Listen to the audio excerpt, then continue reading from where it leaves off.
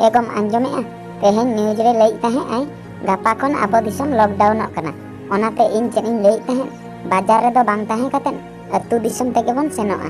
ओना मा ठीक कथा गे बिटी आयो मेनखान आबो अतु दिसम ते चलाव कतेन अतु दिसम हर सलाक बन मेसा दाड़िया तो उनको सलाक बन चलाव दाड़िया तो आदो चेन बन चिकया आबो ठे इना विदल आर हरगे बनुआ आबो अतु दिसम तेगे सेन हुया बना चेदा से लॉकडाउन एन परे नोंडे दो जमा न्युआ को ᱧᱟᱢᱚᱜ चों बांग ᱧᱟᱢᱚᱜ चों ओनाते अतु दिसम जुदी बन सेनोआ ओंडे दो हुड़ू चावले को अवेलेबल मेनाआ ओना को जम बड़ा कते बन ताहें दाड़ियाआ। ठीक गया तबे आम जखोनेम लई खान दो अतु दिसम बन सेनोआ बिटी सज बड़ा लैआय में तेहें निंदा गे अतु दिसम ते बन सेनोआ। बिटियो लगन धारा सजोग में आम बाबाई लई काआय तेहें अतु दिसम ते बन सेनोआ। मम्मी आम चेद सरी कथाम लईआ तेहें अतु दिसम ते बन सेनोआ। हय बिटी दिसम जाकात लॉकडाउन एन परे बाजार करे चढ़ाक दो मुश्किल गया ओनाते आबो हों अतु दिसम बन सेनोआ ओंडे गे किछि दिन बन ताहें हताड़ोआ। ठीक गया मम्मी इन दो दमे रस्काኝ बुझाइआ अतु दिसम अडी दिन खय बन सेन आकना निया धाव सेन कते गड़म बुढ़ी और गड़म हड़ाम चला इन ताहेना। हय मा लगन धारा सजोग में इन हो लुगड़ी कुñ सांबाव लगे। एगम आंजमेआ तेहें आबो बेटाय फोन ले आय बाजार खन लई ताहें आय तेहें को हिजुक कना। हाय हिजुक खान मा अडी बेस कथा अडी दिन खय ओड़ा हां बांग को हेय अकना हेय हचना को दाका माडी को हेना आसे बांगा नेल में आर बांग खान दो कटी चलांग दाका माडी को चोंदाय में गड़म गिद्र तीना चंग रेंगई अगु काया हा हेय संगतारा जम सनाया। हाय तबे मा नोंडे आम दो दुड़ुम हताड़ोग में इन दो दाका माडी कुñ चोंदा बड़ा लगे। हाय हड़म्बा हाउ आर यू आले ले सेटेरेना। बहुया नुई गड़म गिद्र दो चेत जोहार को दो बांग पे चेत काव दिया हेय संगतारा हांडसे के दोय बांगा बा झोतोना गेलिन चेत काव दिया आदो कटी ए हिड़िñ ᱧᱚᱜ काआय पाले गड़म बा जोहार को दो चेत जोहार लेखान दो चेत हुयुआ आले मा बाजार रे नोंका गेले हेंडसेका। हापे बिटी मिन घणी तंगी में जोहार चेत कना हा इन लैयामा। एगम आंजमेआ देसे लोटा दाग को अगुई में बाबू तको को हेज एन दो। गड़म बा लोटा दाग दो चेत हुयुआ लोटा दाग दो ले चिकया आले दो। हापे बिटी मिन घणी तंगी में बई बई ते झोतो कथाम बुझाव इदिया हा लोटा दाग ओकारे लगाआ जोहार चेत कना ओना को दम ठीक इदिया हा। बिटिया लोटा दा इन अगु केआ दे कटी बन गड़ जोहार ᱧᱚᱜ लगे। दे बिटी दे कटी बन गड़ जोहार ᱧᱚᱜ लगे। हड़ाम बा चेन कना गड़ जोहार दो चेन खातिर इन गड़ जोहारा चेन खातिर लोटा दाग को पे ओडोकኝ कना इन मा चेन हो बñ बुझाव दाड़ियाग कना। बिटियो मासे पोइलू रे लयñ में आपे चेन खातिर अतु दिसम तेपे हेज अकना नुआ कथाम लई दाड़ियाआ। हन बड़ा गया दिसम जाकात रिन हर कोरोना वायरस ते को गुजुक कना ओना बतर ते प्रधानमंत्री लॉकडाउन की आय ओना खातिर अतु दिसम ते आले ले हेज एना।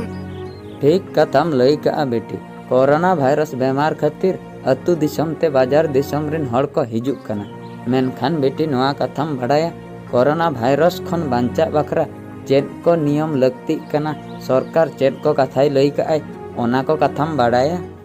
हां गड़म बा ओना हुन बड़ा गया जहां को जुदी को खू गया तबे दो उनको हॉस्पिटल रे चेकअप लगती और जहां से जुदी जहां बाहरे चला कना तबे दो मेन हरे मास्क लगाव कते चला लगती और जुदी जहां जहां चला रपड़ कना तबे दो मीटर संगिन रे तिंगु कते रपड़क लगती और जुदी बाहरे को जहां हिजुक कना दाका जो मणांग रे ती को वेस्टिक साबुन ते अरुबक लगती।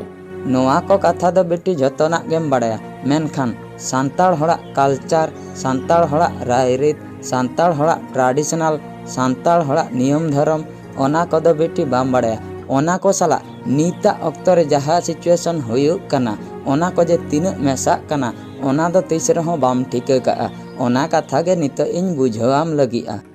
गड़म बाबा सांताड़ होड़ा कल्चर सांताड़ होड़ा ट्रेडिशन चेद को नीता सिचुएशन साला मेसा कना इन मा चेद हो बñ बुझाव दाड़ियाग कना।